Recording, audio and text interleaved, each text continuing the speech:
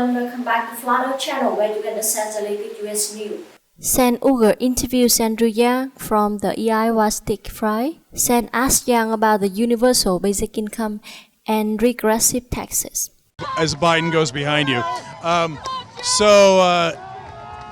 What are the different welfare programs that you would end or bring down the level of funding for to do universal basic income? I would not touch any of our existing programs. The Freedom Dividend is meant as a complement. Now, it is the case that if you were to opt into the Freedom Dividend, then there's certain cash-like programs that you would be foregoing benefits from. But if you enjoy your current benefits, we would not touch them. All right, and what are the ones that you would forego if you went into UBI? No, they're the cash and cash-like programs where if you're getting essentially a cash subsidy that is restricted to, for example, heating oil or food, then you would be choosing to forego those benefits. So like SNAP, for example. Yes, but if you look around, the vast majority of the recipients on those programs are getting less than $1,000. They're getting around $500 or $600, and it's restricted. And if you talk to them, they live in fear of losing their benefits at any moment because there are almost always reporting requirements and case managers and administration involved that they're afraid if they don't report or fill out the right form that they're going to lose it. And Andrew, one more thing. What do you say to the people who say the VAT is a regressive tax? I think that the VAT in a vacuum could be regressive, but if you're taking all that money and then some and returning it to the American people, we're going to increase the buying power of 94% of Americans. And if you're in that top 6%, then you're doing very, very well. All right, thank you. Appreciate it, brother. Thanks, Jake. What's great about Andrew is that he always answers the questions, and that's what makes him an untraditional politician, and that's why people appreciate him. So those were some questions that were arguably challenging about universal basic income, and he gave real answers about the value-added tax being regressive in certain contexts, but he says his program makes up for it. It's up to you to decide that, whether you agree with that or not. He explained which programs would be affected if you take UBI. Those are important clarifications and important details of his plan, and has always stepped up to the plate and explained it. Sen has honestly done a fantastic job this election cycle in regard to the fairness. The thing with Yang is that he is really untraditional candidate and his ideas are new, which often require him a little bit more time to explain his position. Personally, I am not 100% sold. I think his voice should be heard, and thus future has a lot of gain from having intelligent, good-meaning people like himself at the table.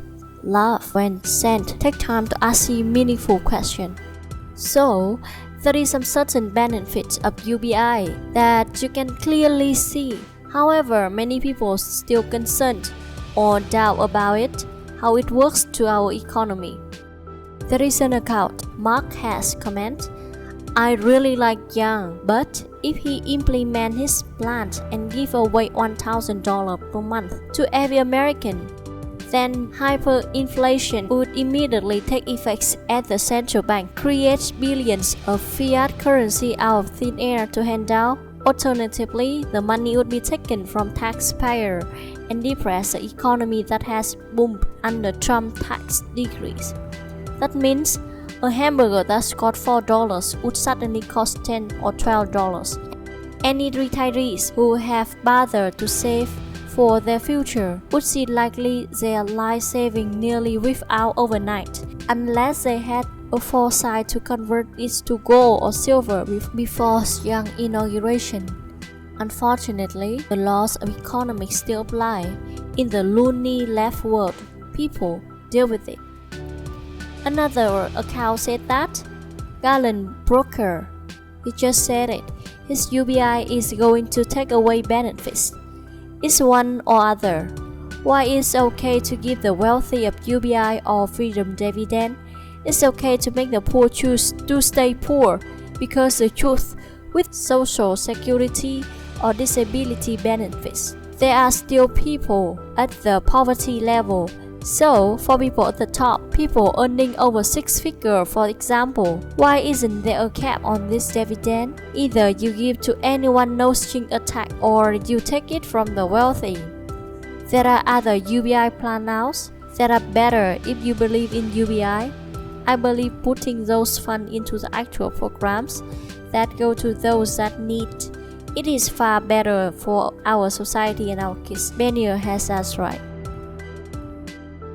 Another Mark has also comment, giving $1,000 per month to drug addict or alcoholic unconditionally is like the government inject drugs directly into the recipient veins. For all but a few disciplined homeless people, a UBI is just flushing taxpayer money down the toilet or worse, at least taking a dump improve your life, not worsen it. Also, regarding Yang's concern with automation, if it is only results in an irreversible loss of job, then why are more people in America working more hours per week than ever before, especially under Trump? Even 2 centuries after Industrial Revolution and 50 years after the first electronic robot, they are rhetorical questions. Thank you for listening. What is your idea about the UBI and how to think about those comments? Comment below to let me know. Thank you. See you in the next video. Bye bye.